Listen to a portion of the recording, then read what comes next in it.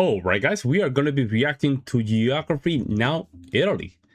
Let's see what's going on here, guys. Well, I'm personally excited because today we cover the country where 1/4 of my heritage comes from, Italia. There is no such thing as a single type of Italian. People from Sicilia would almost need a translator to understand people in Veneto. Napoli looks incredibly different from Milano. And people from South Tyrol are like, warum sind wir hier? But for what it's worth, Italy has definitely made its mark. And today we jump in. Va bene? Cominciamo! It's all Italian right there. Geography now! Hey everybody, I'm your host Barbs, derived from my last name Barbato, which translates to beard man. I'm serious. Hey, laugh all you want, but that just means I might be related to Scipio Africanus Barbatus, the guy who defeated Hannibal in, I think, the Second Punic War. So ha! I got victory in my blood! Nah, I'm probably related to some ancient guy that sold barley or something. Barley that was eaten by Scipio Africanus Barbatus who defeated Hannibal! So yes, I still got it! I basically defeated Hannibal! But where was Hannibal defeated? Let's find out in Italy, it's all about tutte le strade portano a Roma. First of all, Italy is that boot-shaped country kicking two deflated soccer balls located in Europe at the heart of the Mediterranean Sea, bordered by France, Switzerland, Austria, and Slovenia in the north, and two microstates are completely engulfed within Italy, the Vatican City and San Marino, which is like the easiest country to sneak into. Like seriously, there's a Japanese restaurant and a sports store next to the entrance with no guards. With two, this makes Italy the country with the most other countries enclaved inside of it. South Africa was so close with Swaziland, but then Mozambique had to exist. Oh, and there was that time Reggio tried to secede from Italy back in the 70s, which almost made it 3, but that's a whole other story. Just look it up. The country is divided into 20 regions with the capital Rome. 5 of the regions have special autonomous status: Sardinia, Sicily, Trentino Alto or Sud Tirol, otherwise known as South Tyrol, the Aosta Valley, and Friuli Venezia Giulia. The country's largest cities are, of course, the capital Rome, then Milano and Napoli, with the busiest airports being Rome Leonardo da Vinci Fiumicino, Milan Malpensa, and Bergamo Caravaggio international airports. In addition to the 2 largest islands, Sicilia and Sardinia, the country owns over 350 islands off its coast. Finally, there's that land dispute with France over the summit of Mont Blanc, and a small little 2.5-kilometer long enclave in Switzerland called Campione d'Italia, which is kind of like a special spot exempt from the EU value-added tax zone, which makes sense because it has Italy's largest casino. Phew, Italy, you got some complication menagerie going on. The funny thing is, modern Italy once even tried to take a stab at colonialism in the late 19th and early 20th centuries, with areas stretching from the Balkans, Northern Africa, and the Horn of Africa, including a short kind of occupation of Ethiopia, but it didn't last that long because the Ethiopians fought back relentlessly. And to this day, it's back to the boot with 2 deflated soccer balls. Guys, I'll convert metric for you, but I call it soccer, okay? The Canadians, South Africans, Australians, Kiwis, Japanese, and parts of Ireland and the Philippines and Papua New Guinea all agree with me, okay? It's not just Americans that call it soccer. Vuoi dire calcio? Okay, good luck with that. Now, this is the part where I typically go down the list of notable sites found in Italy. However, the problem is... Yeah, man, they're always bashing the Americans for just calling football, whatever you guys call football, soccer.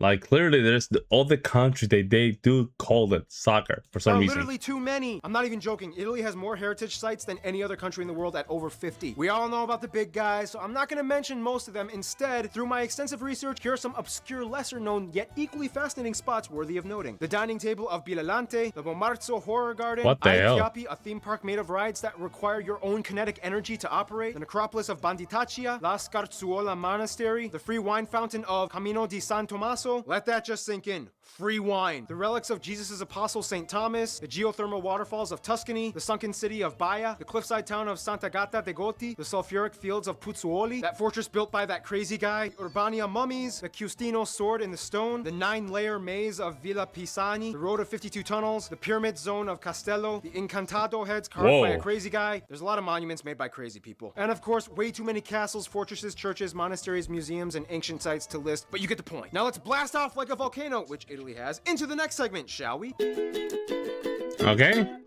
Now, we all know that Italy is insanely beautiful in so many areas. Everybody wants to see it. I mean, even Mr. and Mrs. Information went there on their honeymoon. You're welcome. First of all, Italy's beauty comes at a cost. The country lies just above the convergence of the Eurasian and African plates in the Mediterranean, but also on the Apennine or Apennini thrust fault line that smashes into Western Europe, and that's how the Alps were formed. Basically, the Alps make like a barrier in the north with the Apennine mountains running along the entire length of the country as like a scoopy spine until it technically ends in the island of Sicilia. Because Italy's mountains are volcanic fault formed, it has created some amazing natural formations like the Dolomiti rocks, the steep sides of Lake Garda, the largest lake in Italy, the Umbria valleys, the undulating hills of Tuscany. This also means that I remember when I was in Tuscany, I remember the largest lake in Italy, the Umbria valleys, the undulating... I remember this.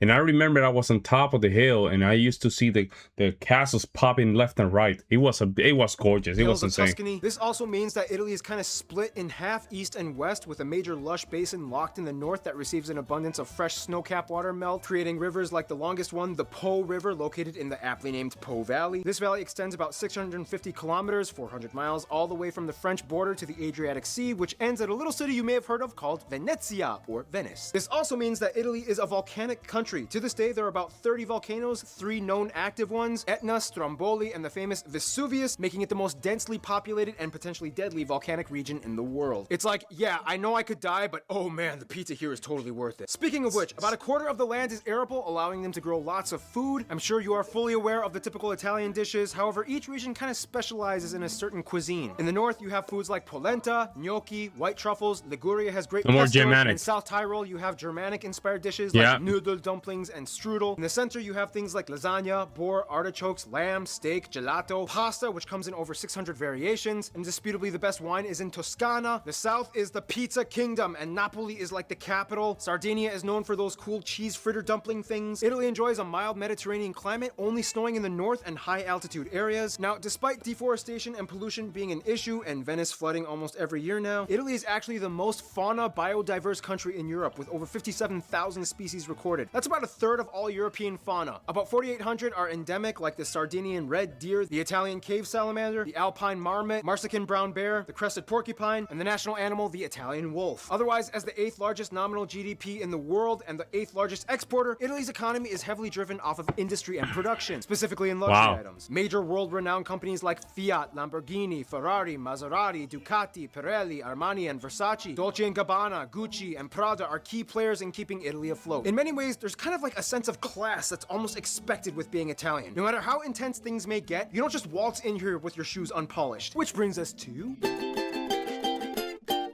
Now, being Italian, we've all heard the stereotypes: loud, passionate, hand-gesturing, bad driving, temperate, sensitive, clean freaks that never follow the rules. And as offensive as that may sound, it's kind of based off of truth, but with good reasoning. We'll explain in a bit, but first, Italy has about 61 million people in their country, and they are the 3rd most populous country in the EU after the whole Brexit thing, and the 6th in all of Europe. Getting the exact ethnic makeup in Italy is a little difficult because Italy is a lot more diverse than you would think. About 92% of the country identifies as ethnically Italian, although keep in mind that's kind of a broad term considering how many different types and shades of Italian there are, but nonetheless Italian. Whereas about 2% are Romanian, 1% North African, and the rest of the country is made up of a slew of global people groups, everything from Albanian, Eritrean, Chinese, and Ukrainians. They also use the euro, the Type C plug outlet, and they drive on the right side of the road. Now, when it comes to Italy, it basically comes down to 2 things: north and south. Southerners like to jokingly call northerners polentoni, based off of the polenta that they eat, and likewise northerners like to call southerners terroni, which I actually don't even know where that's based off of. My research kind of ended there. If you know, type it in the comments. Basically, the north is like where all the financial districts and stereotypical uppity preppy people live, whereas the south is kind of like where the rustic tough people live. Plus, you know, the south is kind of like mafia territory. Oh, come on, everybody already knows it. Everybody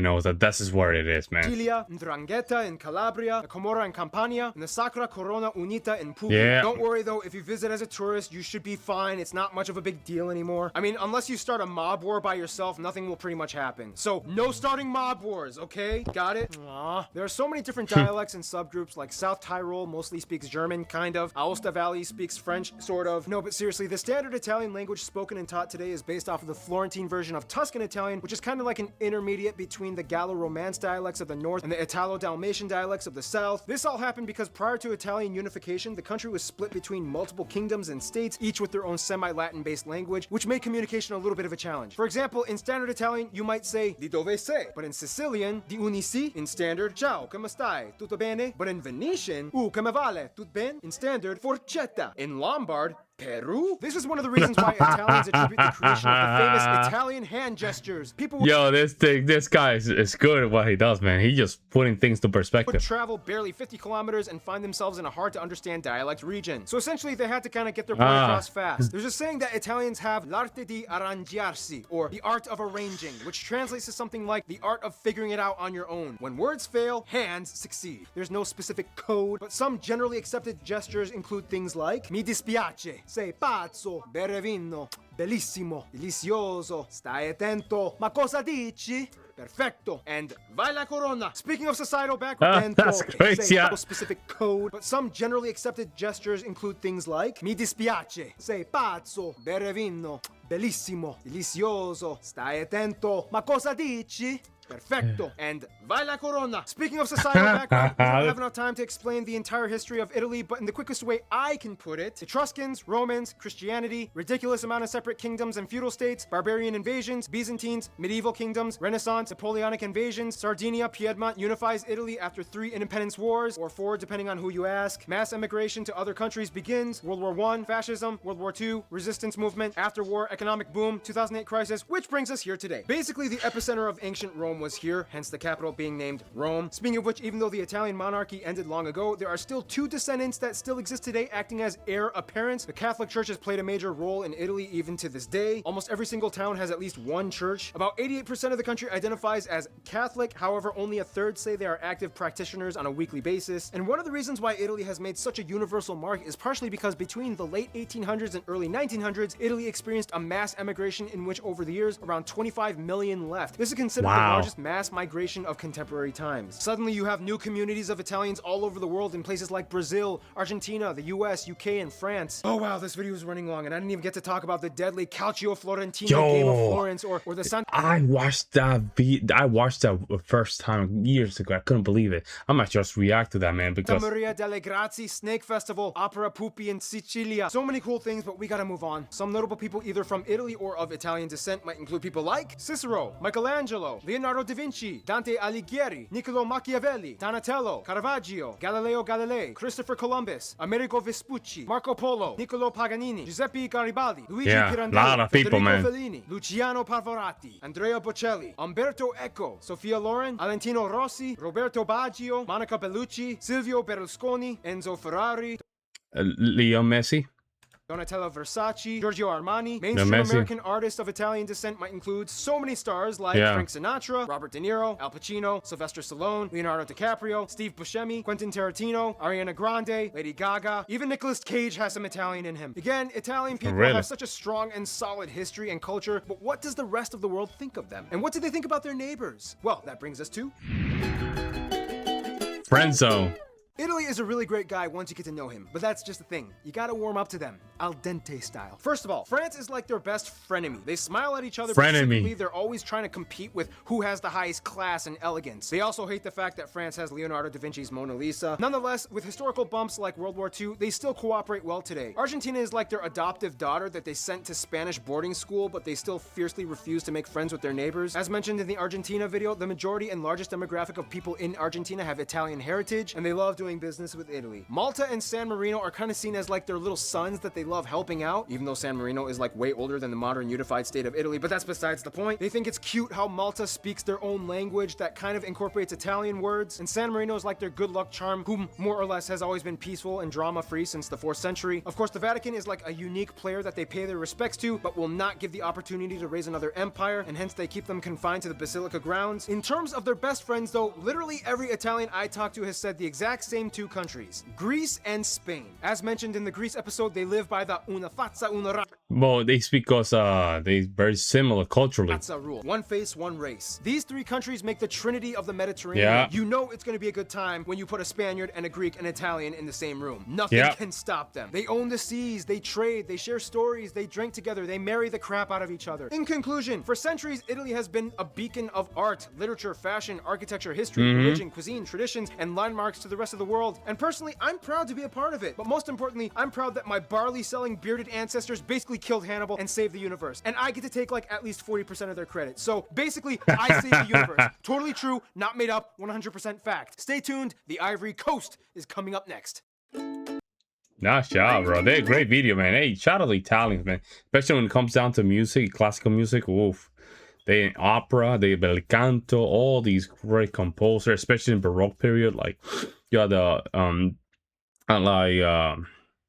Scarlatti, Vivaldi, all these great composers. Yeah, I mean, they really killed them, man. Like meaning in a good way. Even Hector Berlioz and a lot of Puccini, great composers in the 19th century as well. In the 20th century, of course, was more directed to Italians Americans. But they still were killing it. They were still killing it. Wow. Group video, man. Let me know what you guys think in the comment section below, guys. I will see you in the next one. I'm out.